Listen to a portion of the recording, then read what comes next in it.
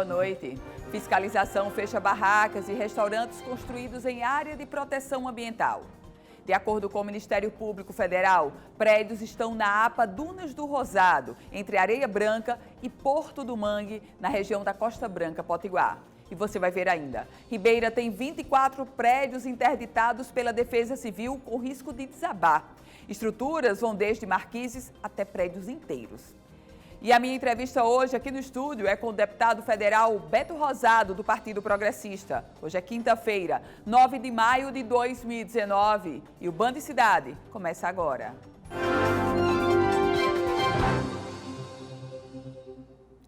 Desastre anunciado em um dos bairros mais antigos da capital potiguar. A Defesa Civil do município de Natal interditou diversos prédios antigos no bairro da Ribeira. As estruturas correm seríssimos riscos de desabamento. Obras que hoje estampam nas fachadas sinalizações e placas de interdição fazem parte da história de Natal, como um dos primeiros prédios da capital potiguar. É o descaso com estruturas centenárias no bairro da Ribeira, que hoje se tornou um risco para quem passa por perto. O que se vê são infiltrações, fissuras, concretos caindo ou no chão. Devido à estrutura já em estado crítico, isso por conta da deteriorização, a estrutura foi absorvendo danos, por não ter reparo, e as armaduras foram havendo corrosões, se oxidando, e assim como foram surgindo fissuramentos das estruturas, com a degradação, desplacamento do concreto, isso é o que acaba afetando aos pedestres que circulam na área. Ao todo, 24 prédios foram interditados na Ribeira, primeiro bairro de Natal. A gente acabou isolando os prédios que apresentam os sinais mais críticos e também foi orientado a população nos locais para que elas evitassem transitar por esses locais, estacionar seus veículos. Segundo o Poder Público Municipal, apesar de serem tombados, os prédios, na maioria das vezes, são propriedades privadas, o que dificulta a recuperação das estruturas. E já para esse proprietário de um dos prédios na Ribeira que ainda não foi interditado, o entrave maior vem da burocracia e a falta de orientação para reformar uma estrutura tombada. O caso é o IPHAN que burocratiza essa questão de reforma, de pintura? Sim, o IPHAN. Você tenta fazer o que é consertar, pintar, mas aí eles não... É um padrão, tem que ter o padrão deles. Eles não dizem onde é que tem especificamente onde tem uma loja que possa comprar em preço em conta para nós, que é proprietário, para poder fazer a reforma. Falta orientação. Falta orientação. Se vir pintando, ele vem, multa, não quer saber. Começo por esse último comentário. Problema de um lado, que jogado para o outro. Os proprietários afirmam, o IPHAN está burocratizando a iniciativa deles de recuperar os prédios. Agora com a palavra o IPHAN, porque uma situação é tombar, a outra situação é burocratizar para que aquele prédio não passe pela manutenção essencial e própria de qualquer prédio. Isso é um aspecto. O outro aspecto, o gravíssimo risco. Primeiro, o risco, claro, para a integridade das pessoas que passam, que caminham por aquela área da Ribeira. Aliás, e são centenas de pedestres diariamente que passam por ali e tem o risco de um desabamento, não só do prédio todo, ou de parte do prédio. Agora, há um outro risco também. Esses prédios que estão literalmente abandonados e correndo o risco de desabar, eles representam também um desabamento da própria conservação da história, da nossa história, da história de Natal, que tem muito pela Ribeira. Uma fiscalização da Secretaria do Patrimônio da União, ao longo desta semana, fechou barracas e outros estabelecimentos construídos nas áreas da praia nos municípios de Areia Branca e Porto do Mangue, na região da Costa Branca, Potiguar. Essa ação acontece após um processo civil público do Ministério Público Federal, que apontou que as construções estão dentro da área de preservação ambiental, da chamada APA Dunas do Rosado, em situação irregular. No processo, os procuradores consideraram que houve omissão da União e do Instituto de Desenvolvimento Sustentável e Meio Ambiente, o IDEMA, no próprio local. Aprovada recentemente na Comissão de Constituição e Justiça, a reforma da Previdência foi tema de uma audiência pública na Câmara Municipal de Natal nesta manhã. Você acompanha os detalhes. O brasileiro, incluindo os natalenses, ainda não conhecem a reforma da Previdência. Mas quem já ouviu falar sobre ela é contra. De acordo com uma pesquisa feita pela Confederação Nacional da Indústria, em parceria com o IBOP, 51% das pessoas que afirmam conhecer as mudanças propostas pelo governo Bolsonaro se dizem contrárias à proposta, enquanto 39% posicionam-se favoráveis. Os dados divulgados nesta quarta-feira foram assunto hoje na Câmara de Vereadores de Natal, durante uma audiência pública sobre a reforma da Previdência, proposta pela vereadora Nina Souza, que considera que a reforma deve ser mais amplamente debatida. As informações elas estão chegando de forma compartimentada nas redes sociais, em grupos de WhatsApp, em blogs. Então, essa audiência é uma audiência com cunho de explicar. Nós vamos trazer aqui especialistas, pessoas que são estudiosas do tema, para que elas apresentem as mudanças sem juízo de valor. Se é que ela está sou contra, sou a favor, não, ela explica para a população. A proposta de emenda à Constituição mexe nas regras de aposentadoria no Brasil.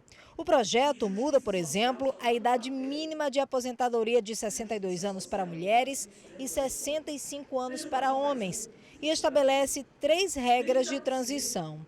Pontos que, segundo o presidente do Instituto de Previdência aqui do Estado, precisam ser revistos. As questões mais polêmicas seriam o corte nos valores dos benefícios, né, a redução dos valores do benefício e da quantidade de benefício, certo? Essa questão da desconstitucionalização, a questão da privatização, ou seja, entregar a parte da Previdência, boa parte agora, para o mercado financeiro, é isso que está sendo proposto, o aumento da idade, certo? Então, e o aumento da alíquota. Tudo isso é matéria que deveria ser discutida com profundidade. Isso merece debate de pelo menos 6 meses com todas as categorias. A reforma da Previdência já foi aprovada pela Comissão de Constituição e Justiça.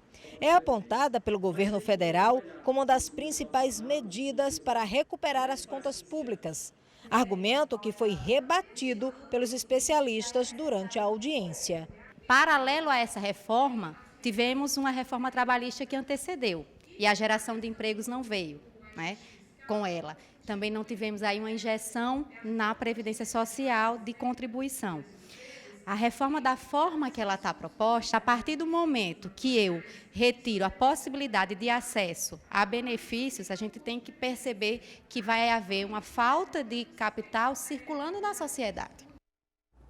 Todos os debates, todas as discussões, todos os palcos são importantíssimos para colocar, para pautar, para discutir essa temática da reforma da Previdência. Em que pese esse projeto já está tramitando na Comissão Especial na Câmara dos Deputados, é importante sim dar publicidade, transparência, debater e ecoar o que está sendo discutido em todos os estados brasileiros, ecoar para Brasília, porque afinal de contas é o Congresso Nacional que vai gestar, que vai desidratar ou turbinar esse projeto da reforma da Previdência enviado pelo presidente da República, Jair Bolsonaro. E essa discussão ela é importante por um aspecto, porque a reforma da Previdência, quer você participe, quer não dos debates, ela vai mudar a vida de todos nós. A Superintendência do Partage Norte Shopping anunciou oficialmente a expansão na sua área na zona norte de Natal. O evento de apresentação do novo espaço que está sendo construído aconteceu em um restaurante em Natal e reuniu diversos empresários e autoridades. Segundo a direção do Partage Norte Shopping, a área do empreendimento deve triplicar. A gente, do ponto de vista de shopping, a gente vai sair de um shopping hoje de 38 mil metros de área construída para 126 mil metros. Serão mais 116 lojas, totalizando aí 218, mais lojas âncoras, estacionamento coberto, né? Vamos sair de 1.300 vagas, que é o que a gente tem, para 2.500 vagas. A diretoria do Partage Norte Shopping afirma que deve concentrar mais de 200 lojas e estabelecimentos até 2022. São várias fases, são 4 fases que a gente vai ter da expansão. Esse final de ano a gente entrega uma primeira fase, no ano que vem a gente entrega uma segunda fase já com a Rene e outras lojas. E o final de tudo, em novembro de 2022, a gente vai ter outras operações, enfim, a gente vai ter um mix completo. A expansão que trará um impacto direto no comércio da Zona Norte de Natal. Essa expansão vai ser muito boa, inclusive para a região, para o desenvolvimento. Então eu acredito que o shopping já tinha um fluxo muito bom, né? E que com essa melhoria no shopping, com essa expansão, vai melhorar muito mais ainda. Então, para quem tem comércio lá, realmente vai ser muito bom. E a gente confere agora a previsão do tempo para amanhã, sexta-feira, 10 de maio. Em Natal, o dia começa com sol, mas pode chover à tarde e à noite. A mínima é de 23 graus e a máxima de 31 graus. Já em Riacho de Santana faz sol, mas pode chover no final do dia. Mínima de 23 graus e a máxima de 33 graus. Em São Fernando, no Seridó, o dia começa com sol, mas são aguardadas pancadas de chuva à noite. Mínima de 24 graus e a máxima de 34 graus. O Band Cidade volta em instantes.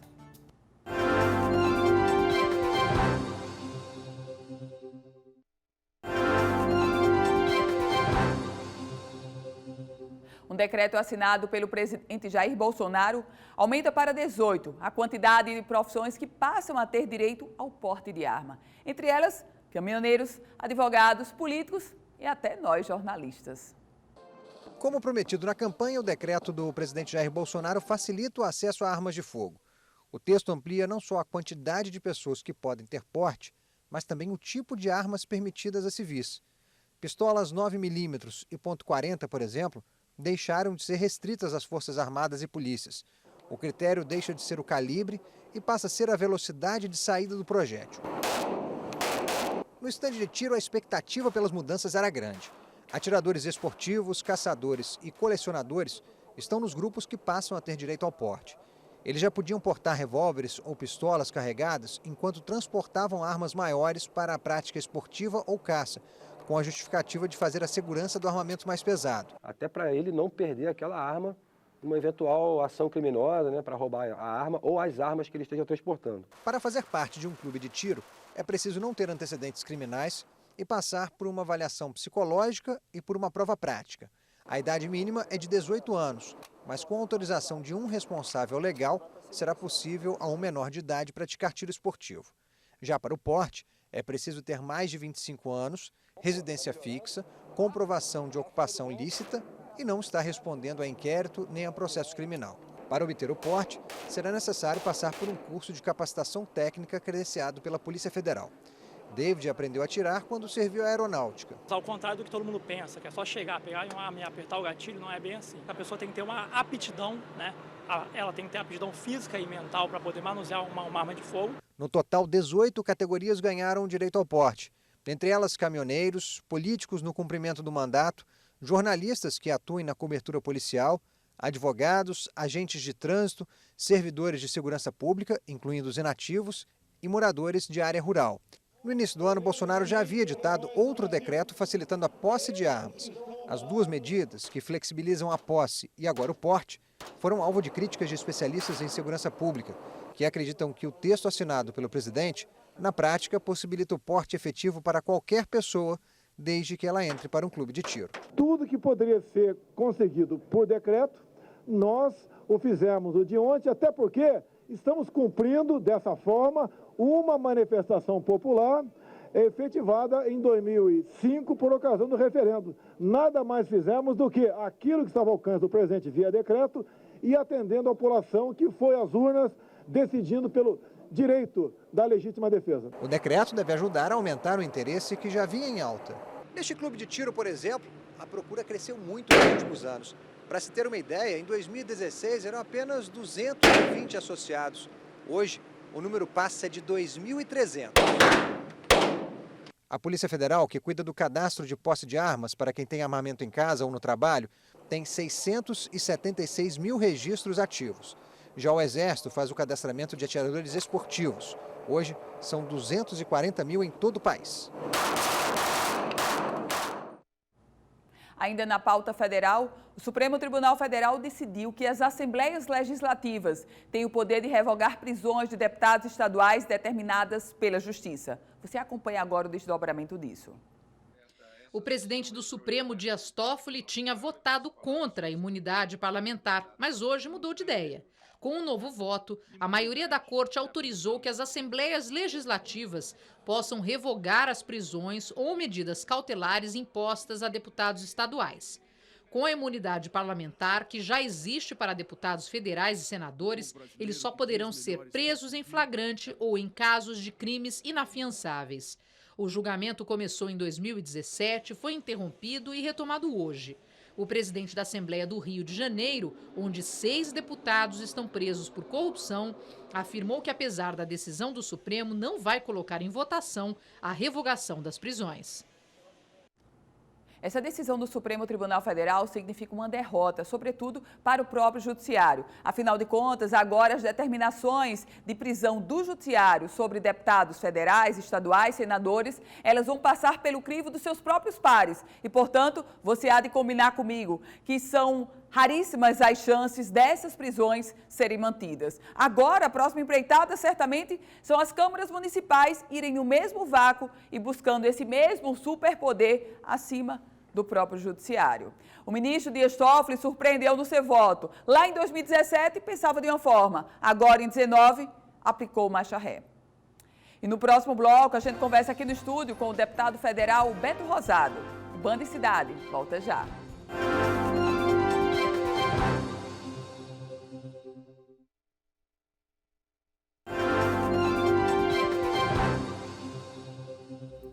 O Band Cidade está de volta e agora é hora de entrevista. Eu recebo aqui no estúdio o deputado federal Beto Rosado, do Partido Progressista. Deputado, boa noite, seja muito bem-vindo. Boa noite, Ana Ruth. Deputado, venda dos campos maduros, um assunto que o senhor, inclusive, já abordou no Congresso Nacional, no plenário da Câmara. Como foi que o senhor recebeu essa negociação, deputado? Ana Ruth, a questão dos campos maduros, da venda por parte da Petrobras, eu gosto de separar em 3 momentos. Com o declínio da produção do petróleo nos campos que a Petrobras estava presente, ela não teve mais viabilidade econômica de continuar as atividades naqueles campos. E pelo fato disso, pelo fato que é uma grande empresa, que tem um quadro de funcionários muito grande, ela começou a desinvestir. E outras coisas que aconteceram com a Petrobras. E com esses desinvestimentos, os empregos foram se acabando, os repasses, as arrecadações, os royalties, ICMS, ISS, todos foram diminuindo ao longo do tempo. E nós que somos de Mossoró vimos isso com muita clareza no comércio, na cidade. Então, nós, na Câmara dos Deputados, eu lancei uma frente, a Frente Parlamentar do Petróleo e Gás, onde essa discussão foi aberta, mostrando a necessidade e a importância de haver um reaproveitamento desses campos, porque a Petrobras, ela tradicionalmente, Ana, ela operou 30% do potencial dos campos. Países que têm um perfil ligado ao petróleo, com muitas empresas na atividade, chegam a retirar até 70% do óleo que está naqueles poços. A Petrobras tirou apenas 30%, isso mostra que tem muito óleo ainda para ser retirado. Nós temos um horizonte para essa atividade do petróleo e gás ainda de longos anos. Então, essa frente ela abordou esse tema de que as empresas privadas que têm uma folha mais enxuta, ela tem uma organização de forma que teria rentabilidade na exploração dos poços, até porque nós já tivemos empresas privadas e temos em Mossoró pequenas, que mostram a capacidade de operar esses campos de forma rentável, gerando empregos e gerando renda. Então a Petrobras visualizou isso, no momento em que ela estava se capitalizando para a exploração do pré-sal, que ela começou a venda de ativos, os ativos que não estavam sendo viáveis para ela. Então, os campos maduros entraram nessa questão, vendeu em Mossoró 34 campos, são campos que produzem, em média, hoje apenas 6 mil barris, nossa produção média do Rio Grande do Norte é em torno de 42, já tivemos produzindo mais de 100 mil, nós caímos pela metade, isso é uma perda de receita enorme para o nosso estado. Então, essa empresa já tem uma perspectiva. Obviamente, isso ainda passa na ANP, ainda passa no CAD, para que seja autorizada essa empresa começar o início da exploração. Ela já comprou esses campos. A empresa é a PetroRecôncavo, que é da Bahia, uma empresa brasileira. Então ela vai começar a operar e vai, se Deus quiser, gerar bastante novos empregos, onde era uma atividade que estava em declínio, estavam sem produção nenhuma, com produção pequena. Então ela tem uma expectativa de dobrar ao longo de 3 anos essa produção, onde hoje estamos explorando 6 mil, passe a explorar 12 mil, 13 mil barris dia nesses 34 campos. E com essa abertura, se Deus quiser, isso vai ser um sucesso. A Petrobras com certeza vai continuar esse processo e vendendo para outras empresas que venham a explorar, e isso vai dar um novo momento ao Rio Grande do Norte, que é a perspectiva de geração de emprego, geração de muita renda a partir do pagamento dos impostos, ICMS, ISS, royalties que vai para o município, vai para o estado, vai para a União e vai para o proprietário, dono da terra, que recebe 1%. Então a gente tem uma perspectiva muito boa com a vinda dessa empresa. Deputado federal Beto Rosado, esse assunto repercute muito localmente e nacionalmente. O senhor, como parlamentar, também, claro, está acompanhando a discussão sobre a reforma da Previdência, que já está na comissão especial. Como é que o senhor analisa esse projeto que está posto, deputado? Muito bem, Ruth. Inclusive, eu fiz parte da Comissão de Constituição e Justiça, CCJ, onde é a comissão que analisa as questões constitucionais, se ela está de acordo com a Constituição brasileira. Votei favorável para que o processo tramitasse na casa da reforma. Ela agora está numa comissão especial que vai analisar o mérito, as questões que o governo colocou sobre mudanças de idade, as classes que vão, todas as mudanças que a reforma traz. E eu, Ana Ruth, vejo essa reforma com muito cuidado. Muito cuidado no seguinte sentido: reforma precisa ter. Nós que estamos no Rio Grande do Norte, estamos no estado aí onde o déficit previdenciário é de 130 milhões mensal. Isso significou no governo passado atrasos na folha de pagamento, até 4 meses atrasado. A governadora congelou os atrasados por um momento, está pagando em dia, mas a perspectiva não é boa. Muito provavelmente, acho que até o final do ano, possa haver o retorno dos atrasos, porque o governo trabalha mensalmente com um déficit de 130 milhões. Isso significa 1,5 bilhão ao final do ano, dos 12 meses. E ao anúncio dos 100 dias do governo, a governadora disse que conseguiu economizar apenas 20 milhões ano. Então, isso significa 1% do déficit que o estado vive. Então, eu citei o Rio Grande do Norte, mas o caso do Rio Grande do Norte também serve para o caso do Brasil. A diferença é que, como União, você pode fabricar moeda, mas isso é um problema que gera inflação. Mas o Brasil, ele vive uma questão financeira que 50% da nossa arrecadação está sendo utilizado para pagamento de dívidas e a rolagem da dívida, os juros. Isso representa, só a rolagem, 700 bilhões de reais ano. Então, se nós comprometemos o nosso orçamento, imagine você na sua casa, com toda a sua arrecadação, metade dela está comprometida só em pagamento de dívidas, você vai ter dificuldade de investir no que é importante para a sua casa. Então, eu digo isso porque a discussão da Previdência é importante e é necessária que haja o diálogo. Agora, existem questões importantes que estão sendo tratadas dentro da reforma, porque a Previdência ela está englobada na Seguridade Social brasileira, e isso está na Constituição. E quando a gente trata de Seguridade, a gente vai estar tratando, além da Previdência, de proteção social e vai estar tratando de investimentos na área da saúde. Então, nós precisamos, que está atrelado questões previdenciárias com proteção social, fazer com que essa discussão seja bastante discutida com a sociedade. Casos como já foram bastante abordados, como a aposentadoria rural. Nós, Nordeste, vivemos num estado semiárido, nós passamos 7 anos de seca nesses últimos anos. Graças a Deus está chovendo, né? Estamos num período do ano chuvoso bom. E o nordestino não tinha condição de construir uma lavoura, de ter o sustento da sua pecuária. E naquela aposentadoria rural e em outros programas, como Garantia Safra, estava ali a sua proteção. há um entendimento do Centrão, que hoje o Centrão é protagonista na verdade. casa, né? Houve uma inclusive. mudança, né? Progressistas e outros partidos já estão entendendo, e isso é questão pacífica, que a questão da Previdência Rural, a questão do BPC, que é a assistência continuada para quem não conseguiu contribuir, né?